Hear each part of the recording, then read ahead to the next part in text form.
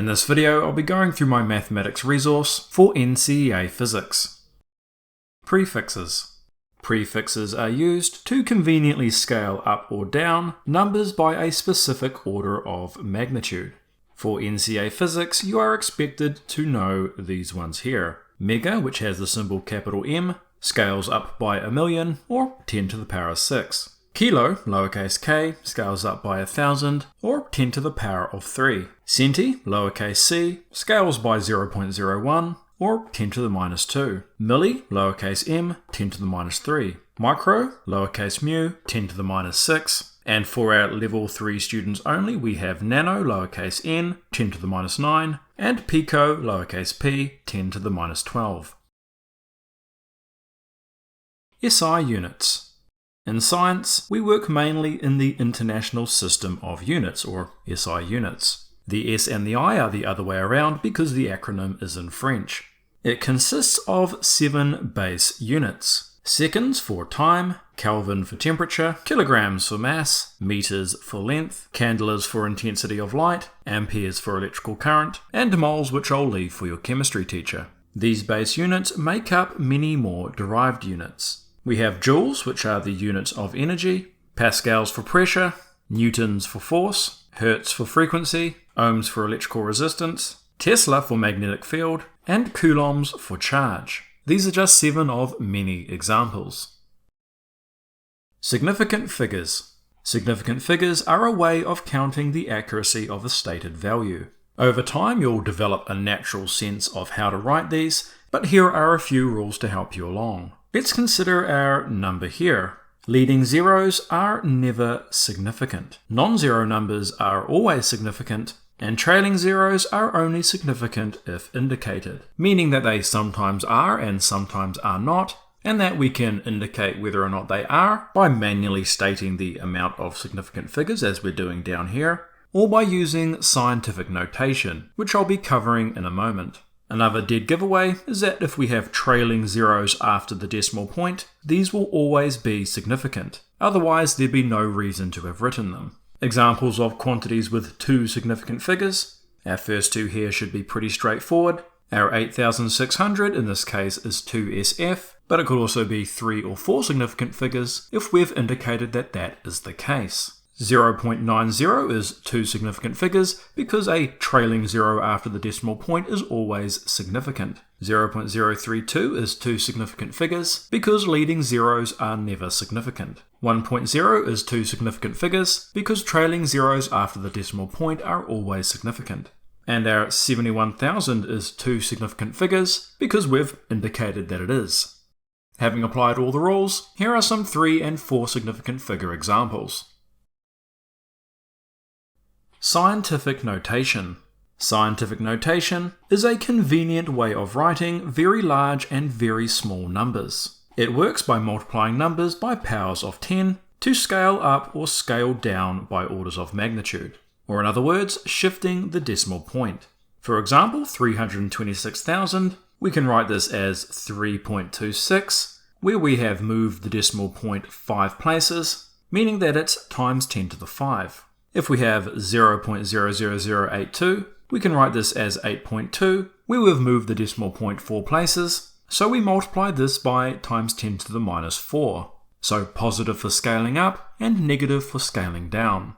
Further to our last page of notes, scientific notation can also be used to make clear whether zeros are significant. So if we had 75,000, in this case, it's unclear whether the zeros are significant, meaning that this could be either 2, 3, 4, or even 5 significant figures. If we write this instead with scientific notation, because trailing zeros after the decimal point are always significant, we know that this must be to 4 significant figures. Degrees and radians. Degrees and radians are 2 different ways of measuring angle. As you may already know, 1 revolution is 360 degrees, which we also define as 2 pi radians. So, for example, if we have 45 degrees, we can write this as pi divided by 4, which is an eighth of our full sine wave. 90 degrees can be written as pi over 2, or a quarter of our sine wave. 180 degrees is just our pi, or half of our sine wave, and 360 is our full revolution, our 2 pi, which is our full sine wave. Solving equations. An equation is a statement that this equals that. For example, we could say 2a plus 5 equals 10 plus a. Rearranging an equation involves performing operations to both sides equally. If we don't do it equally, then the sides will no longer be equal. For NCEA physics, operations are limited to the following: addition, subtraction, division, multiplication, powers, roots, trigonometric functions, and inverse trigonometric functions. Here are 2 examples. Say we wanted to solve this equation here for our VI. Our first step is to subtract 2AD from both sides. So we get VF squared minus 2AD on one side, and VI squared plus 2AD minus 2AD on the other. Our plus 2AD and minus 2AD cancel, leaving us with this equation here. Our final step to get rid of our square is to square root both sides. Doing that leaves us with this side square rooted, and on this side our square and our square root cancel out, and leave us with our solved equation. Let's now solve this equation here for theta. Our first step is to divide d from both sides. Now on this side here, our d's cancel out, and on the other side our divide d remains. Now to get rid of our sign, we take the inverse sign of both sides. On this side here, our sine minus 1 and our sine cancel out, leaving us just with theta, and on the other side our sine minus 1 remains. Trigonometry. Let's consider our right-angled triangle. Our longest side is called our hypotenuse, and in order to define our adjacent and opposite, we need to define our angle, which we'll do so here. And so opposite our angle is our opposite side, and the side adjacent to it is our adjacent side. If we instead chose our angle to be here, our adjacent and our opposite sides would be the other way around.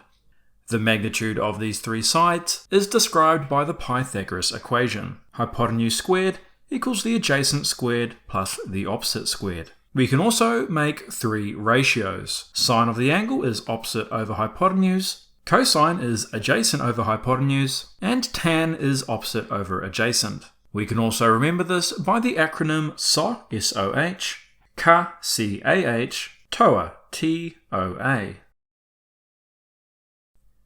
Formula triangles. Here I'm going to explain what they are, and then explain why you shouldn't use them. Formula triangles are a tool to help in remembering how single-step equations can be solved. Consider this triangle here. If we wanted to solve for t, we can cover up the t and see d over v. If we wanted to solve for v, we can cover up our v and see d over t. And if we want to solve for d, we can cover up our d and see v multiplied by t.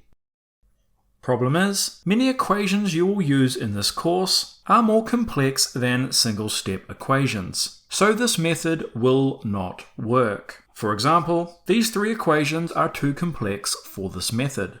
The simple fact is that NCEA physics requires algebra. If you are not comfortable rearranging equations algebraically, learning to should be your immediate priority.